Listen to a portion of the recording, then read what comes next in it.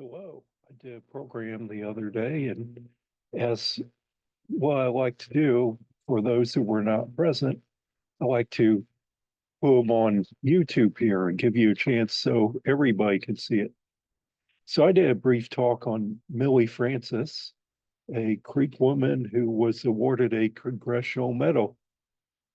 So a funny thing was I started looking, I know some people were using AI images, but they weren't very good because we're not as Seminoles, Native Americans, and they'd all be in Plains regalia.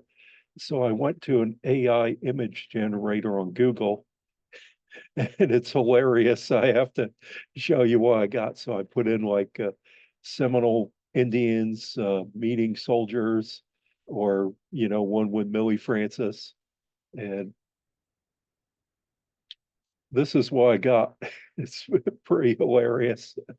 Apparently, AI only understands one type of Native American, which is not Seminole clothing, and only soldiers, it's not too sure, either modern soldiers or we have on the right just a assortment of different time periods. So it was hilarious what images were generated by AI. So we're not going to use any more of those. I may sometimes help show some of the other hilarious ones that I came up with, but let's move on to our subject. If you've ever seen the state of Florida, this is the state seal. It was updated in 1985. And so the woman has more of a southeastern dress. But it's interesting to know that the woman is actually a real person. A lot of people don't know that this woman on the state seal actually portrays a person who actually lived. And her name was Millie Francis. And here she is. This is an image from the Alabama Women's Hall of Fame, which a couple of years ago she was added to, which is interesting because she really didn't spend much time in Alabama, but it's good that they honored her. Now there's a difference, Millie or Molly. Molly is like a contraction of a nickname, as is often happens in the Creek words. So that's what she became, but she has a remarkable life worth telling about. Millie Francis was born about 1803, and her father, Josiah Francis, also known as the prophet, uh, or Hillis Hijo, he was follower of the well-known, uh, he was a famous Creek maker of medicine. Josiah Francis was follower of Tecumseh, who wanted to drive away the Americans and reject the white teachings and keep to the traditional way of life, and supposedly rejecting all these civilized ways that Benjamin Hawkins was trying to force the Creeks into. But also, like Tecumseh, the Creek prophet was on the losing side with the Americans. You can see on the left an image from the Battle of Horseshoe Bend. Americans left by Andrew Jackson killed about 800 Creek warriors and totally destroyed the Creek resistance against the Americans. And for Josiah Francis, here's a self-portrait they made on his visit to England that's in the London Museum. And they came back to the United States, left his son over there for a couple years of education. But the prophet thought that his village was going to be safe in Spanish Florida, near Wacola Springs. Well, unfortunately, he would unfortunately find out that it would be otherwise, that Andrew Jackson came down into Spanish Florida in 1818 and brought an army down of 3,000 troops, regulars, state militia, and 1,000 Creek and Choctaw warriors with him that had sided with Jackson against the Red Stick Creeks at the Battle of Fort Schumann. Jackson occupied the abandoned fort at Prospect Bluff, known as Negro Fort, but Jackson had renamed Fort Gadsden.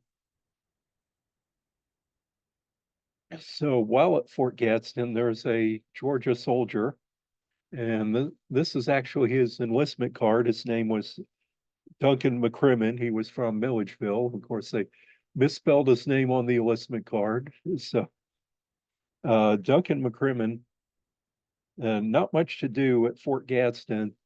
No nightclubs or discos or anything like that. So he just decides one day to sneak out and go fishing. So he does that, and soon he ends up hopelessly lost, wandering around the Apalachicola forest. Makes me wonder why he was thinking going out in the first place alone fishing. Well, Duncan McCrimmon, he is found by the warriors, Creek warriors from Prophetstown on the Wacola River in Josiah Francis's town, is uh, still called, I think it's Windsor, and the name still exists as a community along the Wacola River Highway 98. So Duncan McCrimmon was taken back to be tortured and executed.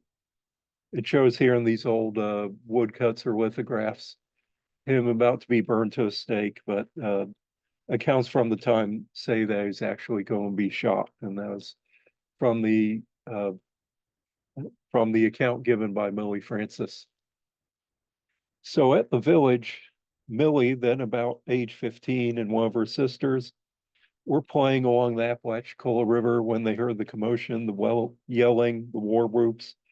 They went to see what was happening, and they went and found the young Duncan McCrimmon stripped naked, tied to a post, and the warriors were preparing to execute him.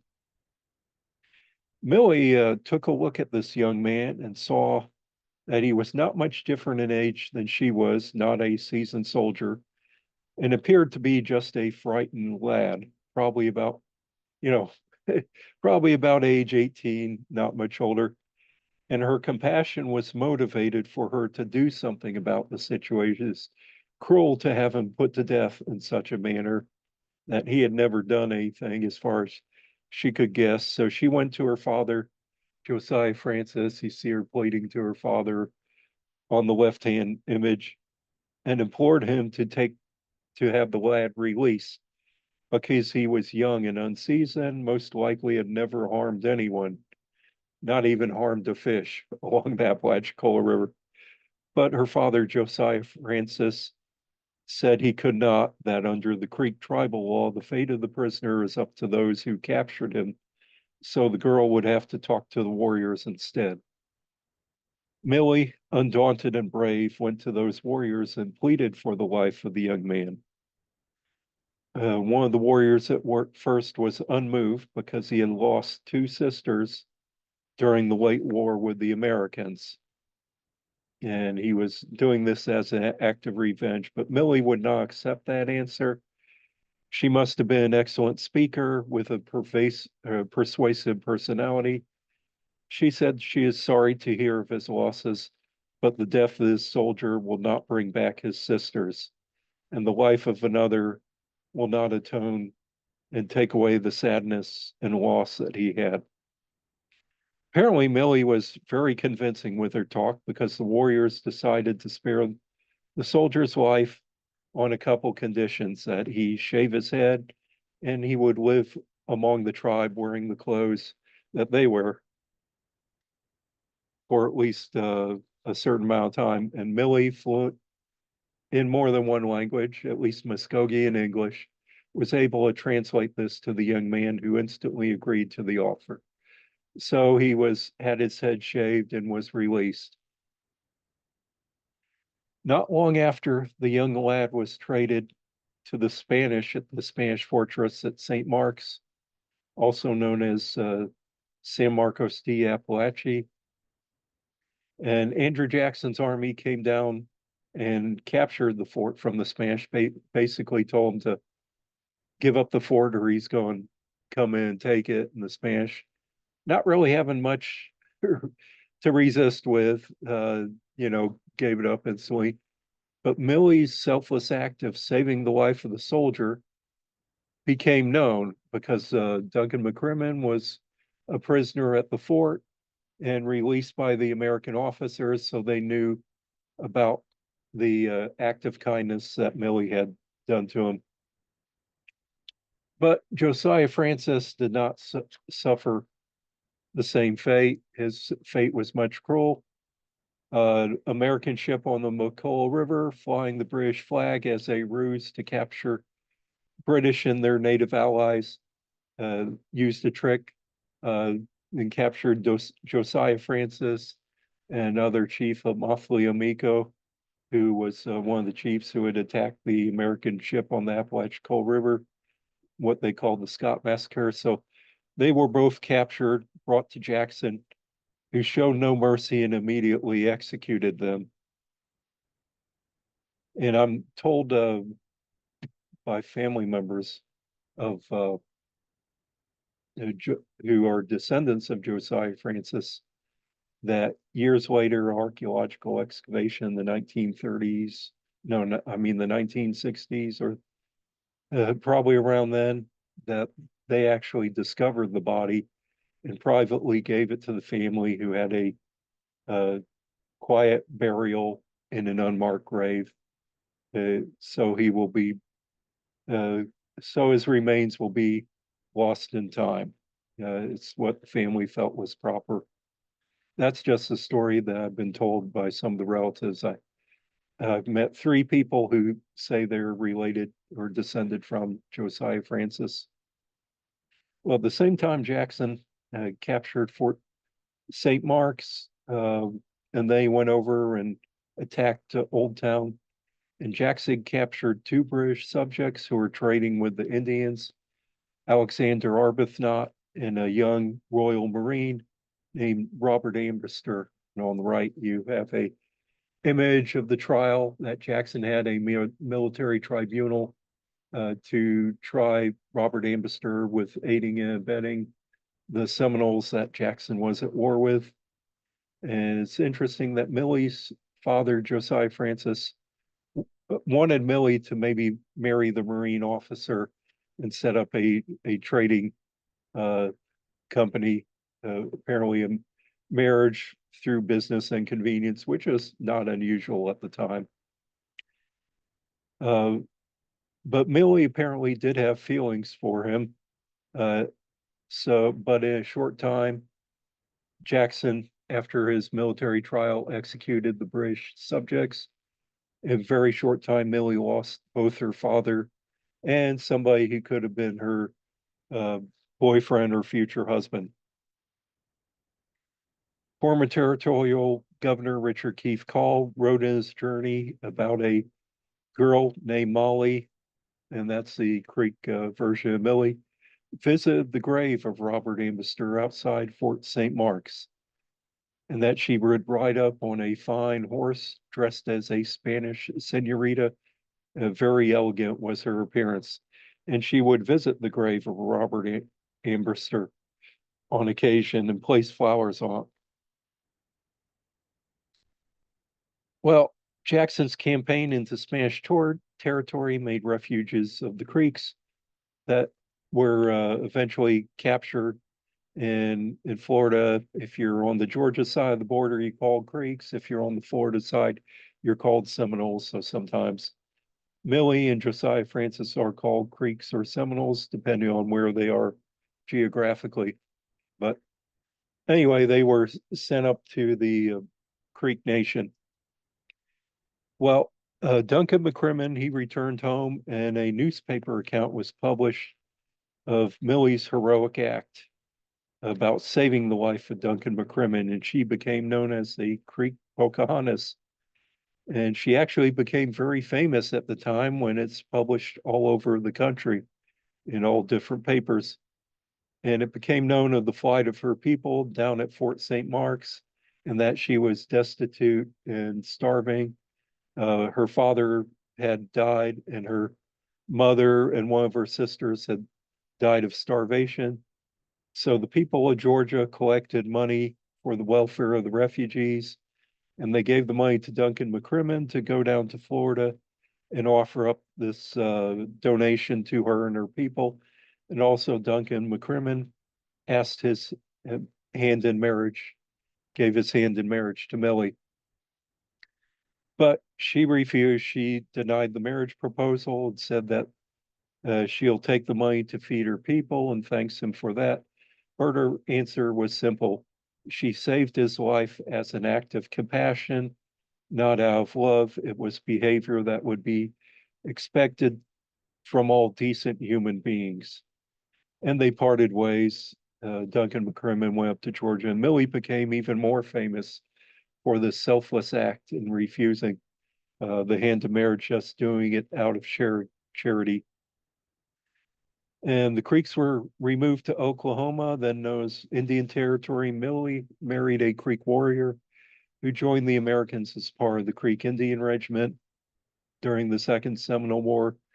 This husband died in the regiment, died of sickness, not a battle. He is one of the 110 Creek warriors in the regiment of 749 warriors who died in service of the regiment. So Milly was now in Indian Territory in Oklahoma, a widow, and she had 3 small children with her at the time. Well, one of the Army officers in the Western Territory, known as Lieutenant Colonel Ethan Allen Hitchcock, he would be more famous during the Civil War at Gettysburg.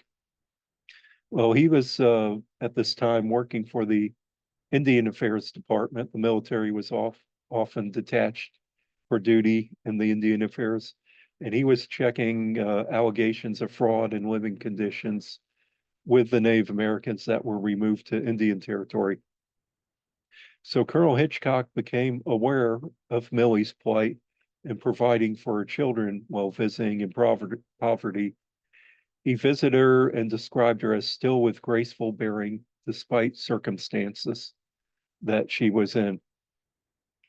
In this newspaper article from the time with the account of Colonel Hitchcock from the Weekly Standard, May 10th, 1843, Colonel Hitchcock was determined to aid Milly as a heroine and for a selfless act.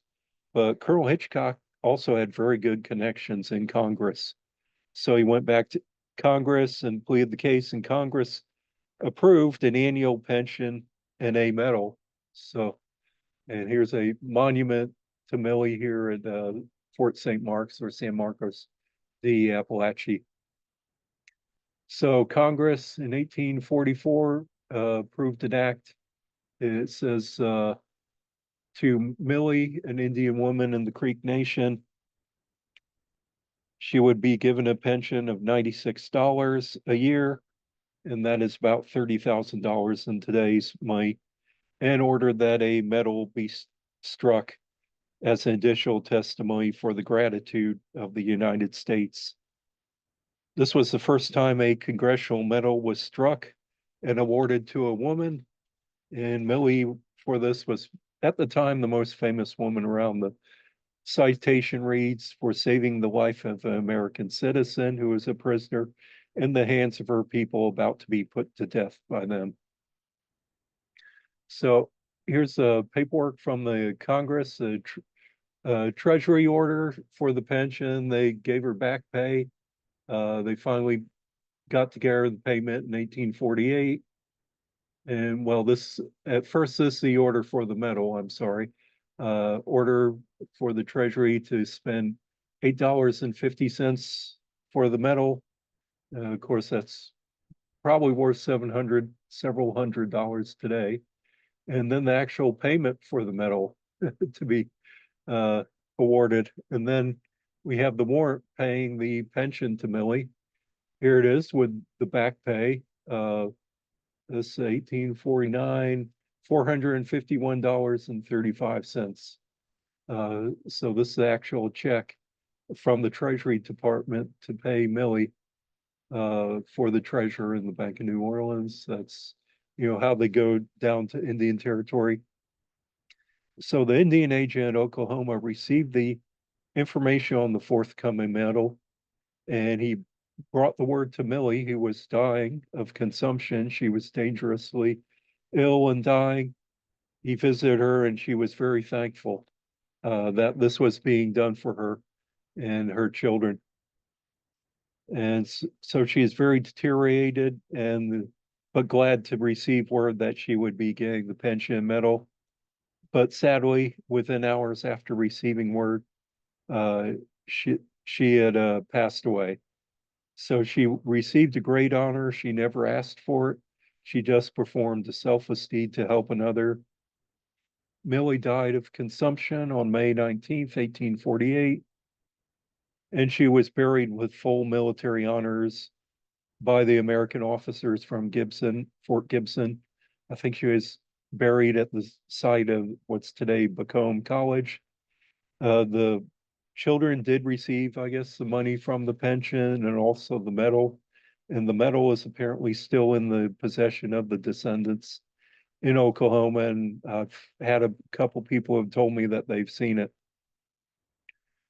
This is a historical marker. I'm sorry, this old photo from February 2018, before Hurricane Michael hit. This was at Fort Gadsden, Prospect Bluff, state or historic site in the Apalachicola Forest.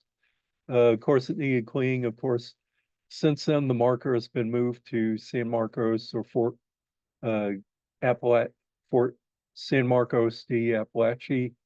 And I don't have a more recent photo of that, but it's been cleaned off and repainted. Thought I had a recent photo, but I didn't. I just have this older one of the historical marker in her honor with the older version of the state seal up top.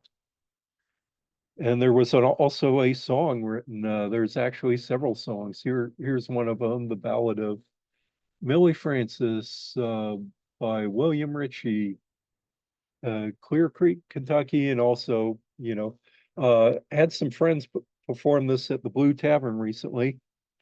And in fact, I'll put the little video I made off my cell phone in the link. Sorry, the sound quality on that. And let you, if you want to see that song, you can see that. But when you see the state flag of Florida and the state seal, just remember it represents Milly Francis, who without fanfare acted bravely with no regard to her own safety for the well-being and to save the life of another. A selfless act that we should all strive to sacrifice for others. A lesson really just as important today as it was 206 years ago. So anyway, thank you for that. Let me exit out of there. And thank you for visiting. Oop. Okay, well, that is it for this time. And been a little delay on getting some videos out. We had a tropical storm. Was it Debbie? And then there's another one in the Caribbean that's heading this way. So been a delay on doing some videos I wanted to, and also other things in life. Been real busy at work and have some other home chores and things that I need to get done. Making video, it's about 4 or 5 down on the list of things to do. So if other priorities have to take precedent at time. So I try to get videos out every week, but just wasn't able to do it recently. And hopefully I'll be able to do some more in the near future. Thank you.